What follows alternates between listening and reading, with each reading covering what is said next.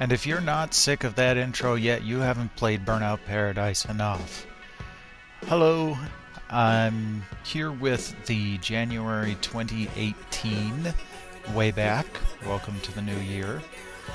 And here we're going back to 2008, exactly 10 years, to Burnout Paradise for the PS3. And recently they announced that this was going to be remastered, which is hilarious because yet again my list proves to be prescient for remasters. I'd actually decided to do this video this month back in May of last year. I streamed the gameplay footage before the announcement was made about the remaster. I'm just terribly happy that it's going to happen though, so, you know, I'm not mad at all. But anyhow, this game is an open world affair.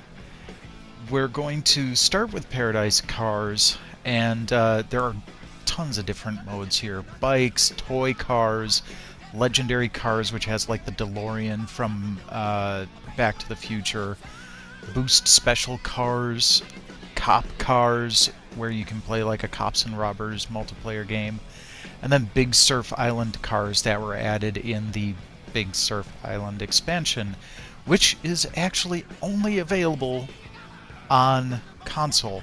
If you go and get the Steam version of Burnout Paradise, it's not there.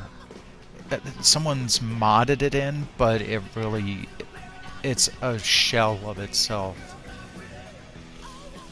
So once you start in, you get to choose from whatever cars you've got available. You unlock cars as you go along.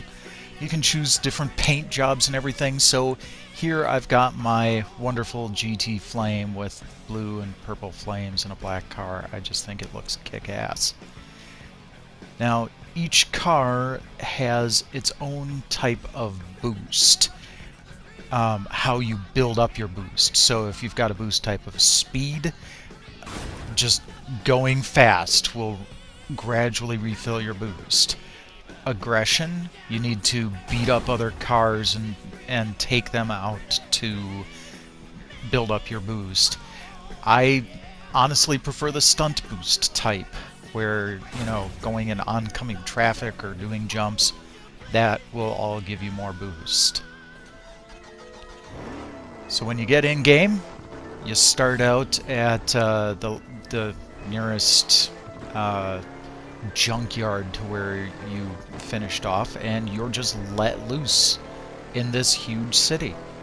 You can literally go anywhere, on-road or off. You drive around, you can find special jumps.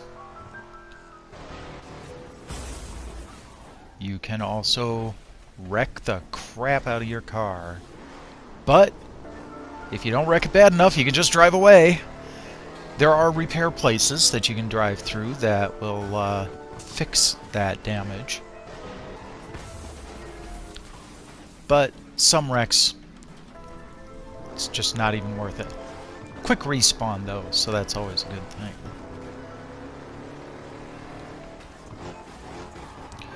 You also have a wonderful radio that you can switch to different stations, and I honestly love the classical music station. So as you're going around, every intersection in the game is paired to an event. Here you have the Marked Man event. Survive the drive west to the Crystal Summit Observatory. And that's basically all you need to do. You need to get from point A to point B and survive. Not as easy as it sounds though, because these guys are gunning for you. Now, one kind of fun strategy is to just go really, really slow, and they just keep running past you and getting confused. So if you don't care about the amount of time, which really isn't that critical to this gameplay mode, you can just kind of crawl your way to the other location at 40 miles an hour and barely have any trouble.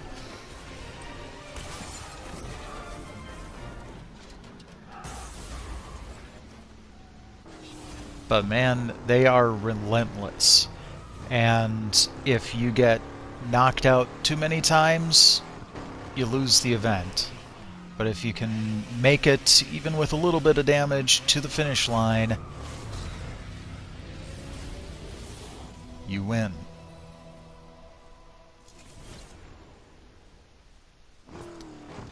And you just keep going. This game is beautifully seamless. And it's really easy if you fail a mission to just go ahead and start it over really quickly too. A couple of other gameplay modes. You've got your stunt run, where you just basically have to do a bunch of stunts. Every time you do a stunt, your multiplier has the potential to increase, which is really the key to getting those target scores. But you just do jumps, you get plenty of air time, you do spins. Boosting is a simple way to keep your multiplier going. There are straight up races where all you have to do is make sure you get there in first place. They will try to take you out, and you can take them out to kind of inhibit them. It doesn't completely take them out of the race, but it'll slow them up.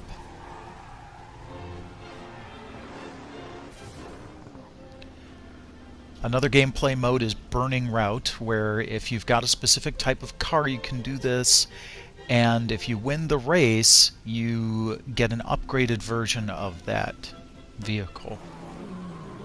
Hit the takedown target to get a mark on your license. Now these were my favorite. All you have to do is take down enough vehicles during the time limit, and the time limit goes back up as you take down more vehicles. But like in this one, you just have to take down 20 cars before time runs out to win.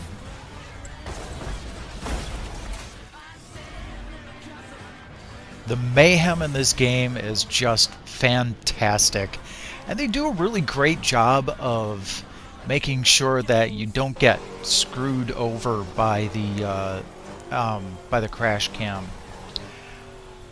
But if you go to the end of 4th Street, you'll find a long bridge that takes you to Big Surf Island, which is an additional area that was, I'd say, about a third the size of the original Paradise City. It's a pretty big expansion. But more areas to drive around on. My favorite, of course, is the ski jump.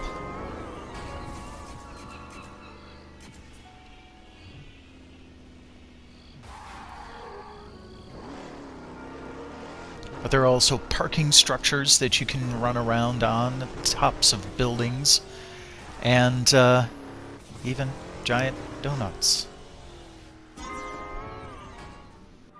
I've maxed out my license on the PS3 and the PC, and I'm looking forward to doing the same on the remaster.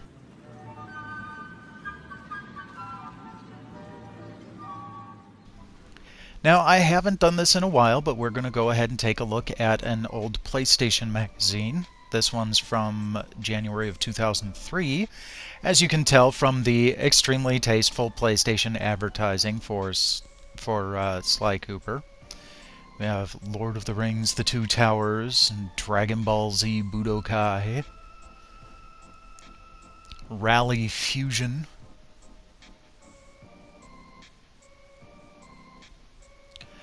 We have the opening spread plus an actual in-magazine coupon for Blockbuster. Unfortunately, it expired in January of 2003 as well, so I can't even pretend that I could go use this. Next page, we got the contents of the magazine and of the accompanied demo disc. Starting with Shinobi. The remake was actually pretty fun.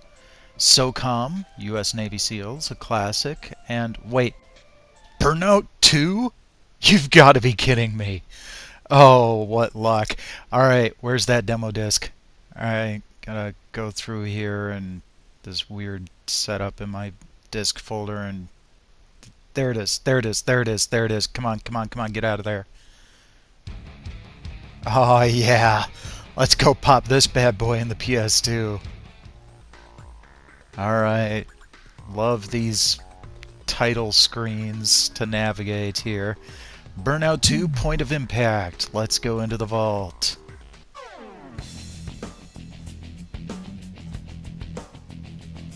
Back when they were part of Acclaim.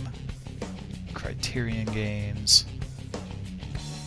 Note that this demo is based on unfinished game code and does not contain the full game features or modes. Right, well, yes, obviously.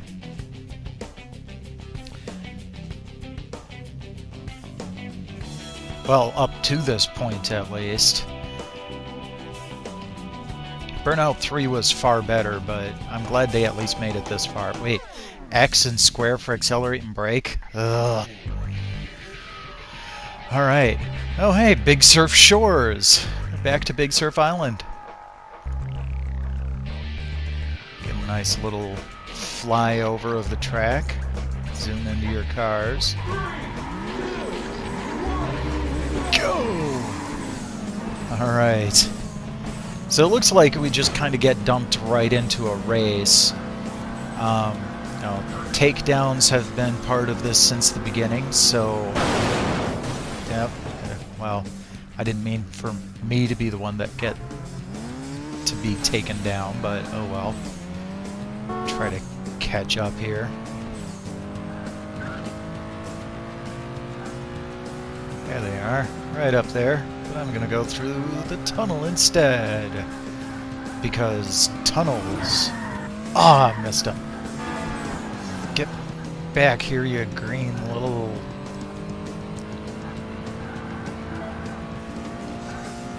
Come on.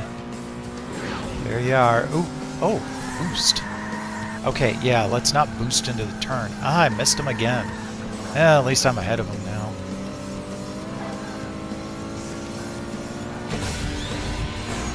Yeah, boosting. I love how the music kind of gets louder and more frenetic when you activate the boost.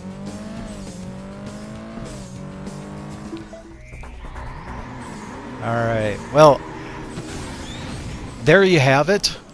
Bonus look at the pedigree that Burnout Paradise came from. More of a menu-driven affair, but man, Burnout Paradise was the absolute pinnacle of this series. I'm glad they're looking at bringing it back, and yeah, that can't come quickly enough. Until then, we at least have the classics. And if you want to watch more of my gameplay of Burnout Paradise, you can find that on my channel. I'd like to thank you for dropping by today. I'm really thrilled to have gotten to play this game for you. Please like, subscribe, follow me on Twitter. I will see you next week.